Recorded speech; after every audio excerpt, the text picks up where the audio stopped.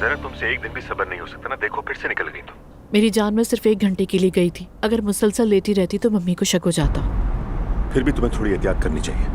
ठीक है, फिक्र मत करो। तुम्हारी आवाज कुछ ठीक नहीं लग रही मुझे। तुमने खुद को फिर थका लिया क्या?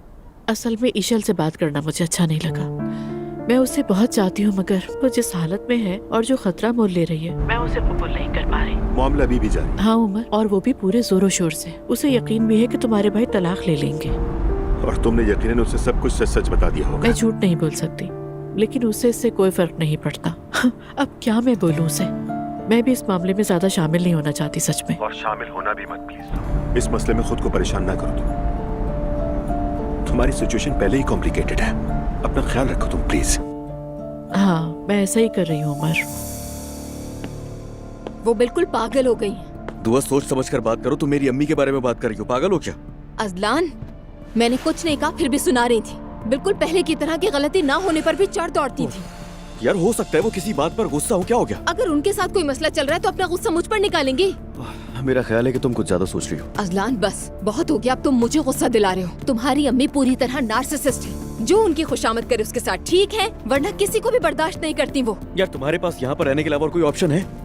अगर है तो ठीक है, नहीं तो चुपचाप रहती रहो यहाँ पर। हद कर दी। कर्जा लेने से पहले सोचना चाहिए था।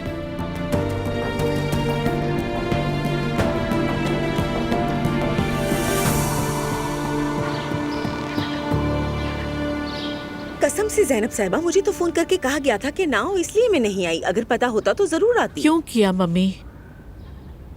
बेटा, ये बेचारी ट्रैफिक में फंस गई थी। ये आती फिर वापस जाती, ऐसी भी क्या जरूरत थी? ठीक है, छोड़े उस बात को। मुझे माफ कर दीजिए ज़ैनब साहिबा। ठीक है, कोई बात नहीं सवेरा, लेकिन बैरिल के लिए बुरा हो रहा है। अब से मैं सिर्फ आपकी बात मानूंगी ज़ैनब साहिबा। सुन लिया आपा जान? तुमने मुझे बिल्कुल खेल बनाया हुआ है अपने हाथों में। शिकायत नहीं करते सुमैया सुल्ताना।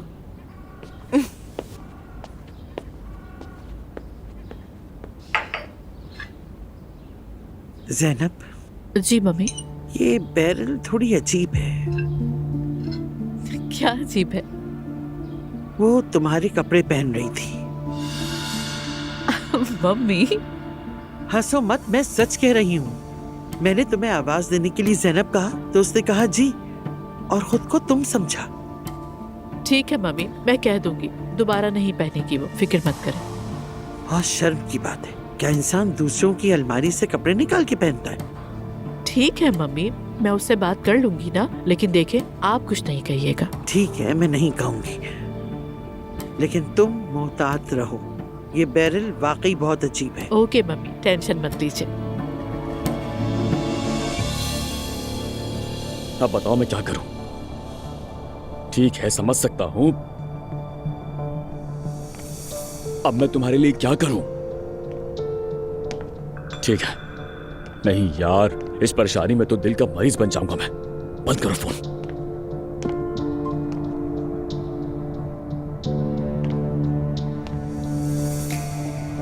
सॉरी मैंने डिस्टर्ब किया। नहीं नहीं नहीं, मुझे पहले ही देर हो गई है, मुझे फौरन घर जाना ठीक है मेरी जान, मैं ड्रॉप कर दूंगा। उसकान, मैं अब इसी अकाउंट नंबर पर वो पैसे भेज दूंगी और कोई एतराज नहीं चाहिए। देखो, मैं पूरा दिन ये जानकर नहीं गुजार सकती कि तुम इस हालत में हो। ऐसा मत करो प्लीज। असल में तुम मत करो। वो क्या था ना जो इम्पोर्टेंट है। हमें सुकून चाहिए ना, है ना? मगर कर्ज है। बिल्कुल कर्ज है। क्या मैं नहीं जानती कि तुम फौरन दे दोगे? तुम मेरी खुशकिस्मती का फरिश्ता हो।